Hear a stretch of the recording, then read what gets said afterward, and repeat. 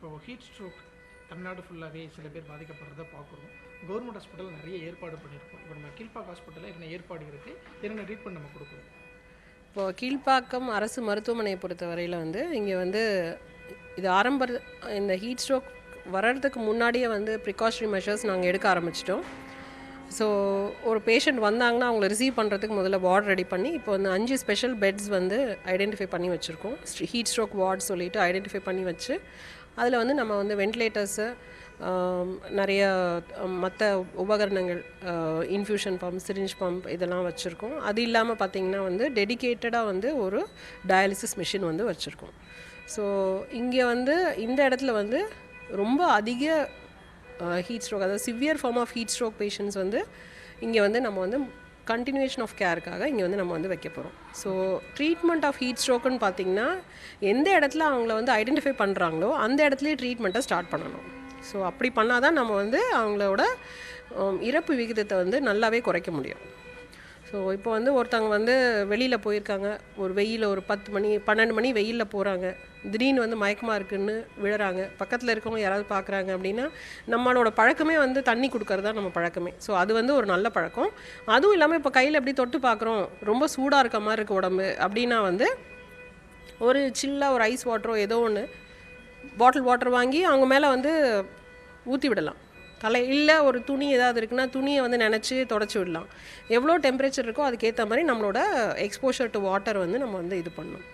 So இங்கே நாங்கள் என்ன பண்ணுறோன்னா, ரொம்ப சிவியராக வரவங்க பார்த்திங்கன்னா ஒரு 104, 105, 106, 108லாம் கூட இப்போ வந்ததில் முன்னாடி பழைய ஒரு 3-4 இயர்ஸ் முன்னாடி அந்த மாதிரி நாங்கள் ரிசீவ் பண்ணியிருக்கோம் 1-2 பேஷண்ட்ஸ். ஸோ அப்போ நாங்கள் இங்கே பண்ணுற சிகிச்சை முறை என்னென்னா ஐஸ் லட்ஜு சொல்லுவோம். ஐஸ் லட்ஜ் அப்படின்னா நம்ம ஜூஸ் கடையில் பார்த்திங்கன்னா ஐஸும் இல்லாமல் தண்ணியும் இல்லாமல் ஒரு கலவை இருக்கும். ஸோ அந்த கலவையை ரெடி பண்ணி வச்சுருப்போம். ஸோ அந்த கலவை எப்படி ரெடி பண்ணுவோன்னா, இங்கே ஐஸ்லைன் ரெஃப்ரிஜரேட்டர்ஸ் இருக்குது, ப்ளஸ் டீப் ஃப்ரீசர்ஸ் இருக்குது. அதில் அட் எ டைம் 80 kg வரைக்கும் நாங்கள் ஐஸ் ஸ்டோர் பண்ணி வச்சுருப்போம். ஸோ இப்போ ஒரு பேஷண்ட் வராங்க அப்படிங்கிற பட்சத்தில் ஒரு பாடி பேக் ஒன்று ரெடி பண்ணி வச்சுருப்போம். அந்த பாடி பேக் ஒரு ஸ்பெசிஃபிக் ஐடென்டிஃபைடு ஏரியா இருக்குது. இங்கே வரதுக்கு முன்னாடி நாங்கள் எமர்ஜென்சிலேயே ட்ரீட்மெண்ட்டை ஸ்டார்ட் பண்ணிவிடுவோம். ஸோ அங்கே அந்த பேக்கில் அவங்கள படுக்க வச்சு, ரொம்ப நிறைய டெம்பரேச்சராக இருந்ததுன்னா அதில் ஐஸ் லட்ஜில் அவங்கள மூழ்கினா இடுப்பறி இது வரைக்கும், ரொம்ப ஃபுல்லாக மூழ்க மாட்டாங்க. ஸோ ஒரு பாதி மூழ்கிற அளவுக்கு வச்சு அதுலேயே அவங்க டெம்பரேச்சர் குறைய ஆரம்பிக்கும். அதுக்கப்புறம் லைன் ஸ்டார்ட் பண்ணி லைனில் ஐஸ் கூல் சலைன் அந்த மாதிரி டெம்பரேச்சர் கண்ட்ரோல்டாக ஃப்ளூயிட்ஸ் கொடுப்போம். பிளாடர் வாஷ், ரைல்ஸ் டியூப் எல்லாமே கூல்டு இதெல்லாம் கொடுப்போம். ஸோ கூலிங் தான் ட்ரீட்மெண்ட்டே. இந்த இப்போ நம்ம ஃபீவருக்கு பேரஸ்டமால் போடுற மாதிரிலாம் இதுக்கெலாம் கொடுக்க முடியாது. இந்த ஹீட் ஸ்ட்ரோக்குக்கு தெரப்பி குளிர்வித்தல் தான். ஓகே, இப்போ ஒருத்தர் மயங்கி விழுறாரு அப்படின்னா அது ஹீட் ஸ்ட்ரோக் தான் அப்படின்னு நம்ம என்ன மாதிரியான அறிகுறிலாம் வச்சு கண்டுபிடிக்கலாம்? அவங்க எப்படி நம்ம அதை ட்ரீட்மெண்ட் கொடுக்கணும்? மயங்கி விழுறாருன்னா முதல்ல எந்த சமயத்தில் மயங்கி விழுறாரு. இப்போ 12 மணிக்கு ஒருத்தர் வெயிலில் போயிட்டே இருக்கும்போது நல்லா வேத்து கொட்டி மயங்கி விழுறாரு. 2 விதமாக இருக்கலாம். ஒன்று சுகர் கம்மியாகவும் இருக்கலாம், இல்லை ஹீட் ஸ்ட்ரோக்காகவும் இருக்கலாம். ஸோ இப்போ நம்ம கையை தொட்டு பார்க்கலாம். கையை தொட்டு பார்க்கும்போது நெருப்பு மாதிரி இருக்குது, ரொம்ப டெம்பரேச்சர் ஜாஸ்தியாக இருக்குன்னா அது ஹீட் ஸ்ட்ரோக்காக இருக்கலாம். ஆனால் சுகரும் கம்மியாக இருக்கிறதுக்கு வாய்ப்பு இருக்குது. ஸோ நம்ம என்ன பண்ணலான்னா, கூலிங்கோடு சேர்த்து அவங்களுக்கு சுகர் சொல்யூஷன் ஏதாவது இருக்குது, கடையில் ஏதாவது ஒரு ஜூஸ் அது மாதிரி இருக்குது அப்படின்னா அதையும் கொடுக்கலாம். ஸோ ரெண்டுமே நம்ம கரெக்ட் பண்ண மாதிரி ஆகிடும்.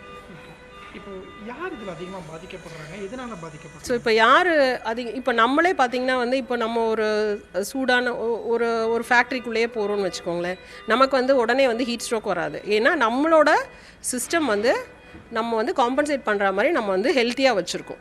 ஸோ அதுவே இப்போ சின்ன குழந்தைங்க இருக்காங்க, அதே மாதிரி ப்ரெக்னென்ட் விமன் இருக்காங்க, அதே மாதிரி ரொம்ப எல்டர்லி, இல்லை ஒரு டயபெட்டிஸு, சுகர் இருக்க பேஷண்ட்ஸு, இல்லைன்னா ரொம்ப ப்ரெஷர் இருக்க patients, cardiac patients, heart disease இருக்க பேஷண்ட்ஸ், இவங்கெல்லாம் பார்த்திங்கன்னா இவங்க அந்த காம்பன்சேட்டரி கெப்பாசிட்டி சொல்லுவோம், அதாவது அதை மீண்டு வரக்கூடிய தன்மை இவங்களுக்கு கம்மியாக இருக்கும். ஸோ இந்த மாதிரி இருக்கிறவங்களுக்கு அவங்களால டக்குன்னு டெம்பரேச்சர் டக்குன்னு குறைச்சிக்க முடியாது. ஸோ இந்த மாதிரி மக்கள், அது இல்லாமல் பார்த்திங்கன்னா இப்போ வேலை செய்கிறாங்க இல்லையா, வெயிலில் வேலை செய்கிறவங்க, அதாவது இப்போது ரோட் போடுற வேலையை செய்கிறவங்க, கட்டட வேலையில் ஈடுபடுறவங்க, அதே மாதிரி அந்த ஹீட் ஜென்ரேட்டிங் மிஷினரியில் வேலை செய்கிறவங்க, நெருப்பில் வேலை செய்கிறவங்க, இந்த கண்ணாடியெல்லாம் வளையல் பண்ணுறது அந்த மாதிரிலாம் இருக்கும் இல்லைங்களா, ப்ளோ பண்ணுறது, அந்த மாதிரி வேலை செய்கிறவங்களுக்குலாம் வந்து இந்த மாதிரி ஹீட் எக்ஸ்போஷரில் வந்து பாதிக்கிறதுக்கான வாய்ப்பு நிறைய இருக்குது. ஏன்னா ரொம்ப நேரம் அவங்க அதே அட்மாஸ்ஃபியரில் இருக்கிறாங்க, அவங்க தண்ணியும் குடிக்க மாட்டாங்க, கரெக்டாக தண்ணி குடிக்க முடியாது, கண்டினியூஸாக வேலை பண்ணிகிட்டே இருப்பாங்க, அதனால் அவங்க வந்து பாதிக்கப்படுவாங்க. அதுவும் இல்லாமல் இப்போ அஸ்பெஸ்டாஸ் ஷீட் மாதிரி போட்டு வென்டிலேஷனே இல்லாத ஒரு இடத்துல வேலை செய்கிறாங்க, இந்த மாதிரி மக்கள் வந்து அஃபெக்ட் ஆவாங்க. அதே மாதிரி பார்த்திங்கன்னா இப்போ ஏசி ரூம்லேயே உட்காந்துருக்காங்க, கம்ப்யூட்டர்லேயே உட்காந்துட்ருக்காங்க, தண்ணியை குடிக்காமல் அப்படியே வேலை செய்கிறாங்கன்னா அவங்களுக்கும் வந்து இந்த சுச்சுவேஷனில் டீஹைட்ரேஷன் வர்றதுக்கான வாய்ப்புகள் நிறைய இருக்குது. ஹீட் ஸ்ட்ரோக் மாதிரி வராது, பட் அவங்களுக்கும் டீஹைட்ரேஷன் வரும். நம்ம நினச்சிப்போம் ஏசி ரூமில் இருந்தால் டீஹைட்ரேஷன் ஆகாதுன்னு, ஆனால் அதுலேயும் வந்து டீஹைட்ரேஷன் வரும். அவங்களும் வந்து கரெக்டாக அவங்கள வந்து ஹைட்ரேட் பண்ணிக்கணும். ஹைட்ரேட்னா அடிக்குவேட்டாக வந்து அவங்க வந்து நீராகாரம் எடுத்துக்கணும். ஓகே, ஹீட் ஸ்ட்ரோக்கால் பாதிக்கப்படுற ஒருத்தங்களை நம்ம ஈஸியாக ரெக்கவர் பண்ணிடலாமா, இல்லை பெரிய பாதிப்பு வரக்கூடிய? நீங்கள் வந்து எவ்வளோ சீக்கிரம் அவங்கள வந்து கூல் பண்ணுறீங்களோ அவ்வளோ வந்து அவங்க உயிரோடு திருப்பி வர்றதுக்கான வாய்ப்புகள் அதிகம். ஓகே, இப்போ ஒரு பப்ளிக் ஹீட் ஸ்ட்ரோக் வராமல் தற்காத்துக்கொள்ளணும் அப்படின்னா என்னென்ன பண்ணணும்? ஸோ பப்ளிக் வந்து முதல்ல வந்து அந்த டைமில் வந்து வெளியில் போகிறத அவாய்ட் பண்ணிக்கணும். அப்படி போகிற மாதிரி இருந்ததுன்னா ரொம்ப நேரம் வந்து ஹீட்டில் இல்லாமல் பார்த்துக்கணும். அடுத்து நம்ம யூஸ் பண்ணுறது, இப்போ நீங்கள் வந்து ஒரு வேலை பார்க்க போகிறீங்கன்னா ஒன்று கூட அது மாதிரி ஏதாவது எடுத்துகிட்டு போகணும். அதே மாதிரி ட்ரெஸ் பார்த்தீங்கன்னா வந்து காட்டன் ட்ரெஸ்ஸு, நல்ல ப்ரீதபிள் ட்ரெஸ் சொல்லுவோம் இல்லையா, அது மாதிரி நைலானு டைட் ட்ரெஸ்ஸு, அந்த மாதிரி பட்டு இதை மாதிரிலாம் போடாமல் சிம்பிளாக ஒரு காட்டன் அந்த மாதிரி போட்டுட்டு போகணும். அதே மாதிரி தலையை கவர் பண்ணிக்கணும், கொடை எடுத்துகிட்டு போகணும், கையில் தண்ணி எடுத்துக்கணும். ஸோ இதெல்லாம் தான் ரொம்ப நேரம் வந்து வெயிலில் இருக்காமல் பார்த்துக்கணும். அதே மாதிரி ஹீட் வேவ் சொல்லுவோம், வெயில் மட்டும் இல்லை, அந்த சூடான காற்று படுது பார்த்தீங்களா, அதனாலேயும் வந்து பாதிப்பு வரும். ஸோ அது மாதிரி இருக்குது அப்படின்னா சீக்கிரமாக அந்த இடத்த விட்டு வெளியில் வர்றதுக்கு பார்க்கணும். பார்த்துட்டு நம்ம வந்து நிறைய ஃப்ளூயிட்ஸ் எடுத்துக்கணும். ஸோ ஃப்ளூயிட்னு பார்த்திங்கன்னா நமக்கு வந்து நம்ம கலாச்சாரத்துலேயே வந்து நிறைய வந்து இருக்குது. ஸோ நம்ம கூழ்லாம் நம்ம வந்து யூஸ்வலாக நமக்கு வந்து கலாச்சாரத்தோடு ஒன்றியது. ஸோ கூழ் இருக்குது, நமக்கு இளநீர் இருக்குது, பதநீர் இருக்குது, நுங்கு இருக்குது. ஸோ அதே மாதிரி நிறைய ஃப்ரூட்ஸ் எடுத்துக்கலாம், ஃப்ரூட் ஜூஸஸ் எடுத்துக்கலாம். ஸோ இது மாதிரி வந்து நீர் ஆகாரமாக நிறைய எடுத்துக்கும் போது மோர் ரொம்ப நல்லது. நீர்மோர், தண்ணிக்கு பதிலாக நீங்கள் நீர்மோர் எடுத்துக்கலாம்.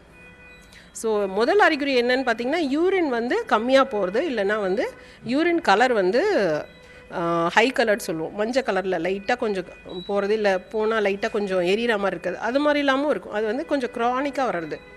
அக்யூட் ஹீட் ஸ்ட்ரோக் தான் நம்ம வந்து உடனே வந்து மேனேஜ் பண்ணணும்.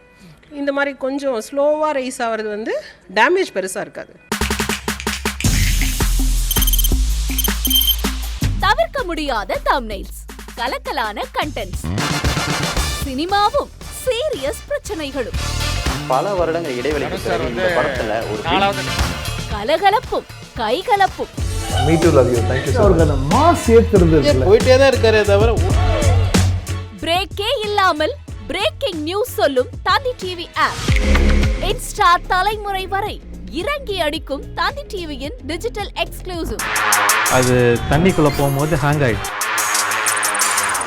உங்களுக்கு விஜய் சார் எந்த அளவுக்கு ரொம்ப பிடிக்கும்? Of course, Malayalis are huge Vijay sir fans. ரெண்டு பேருமே ரொம்ப பிடிக்கும் எனக்கு. தந்தி டிவி ஆப்பை இலவசமா டவுன்லோட் செய்யுங்க, ஃபாலோ பண்ணுங்க, சப்ஸ்கிரைப் பண்ணுங்க, என்ஜாய் பண்ணுங்க.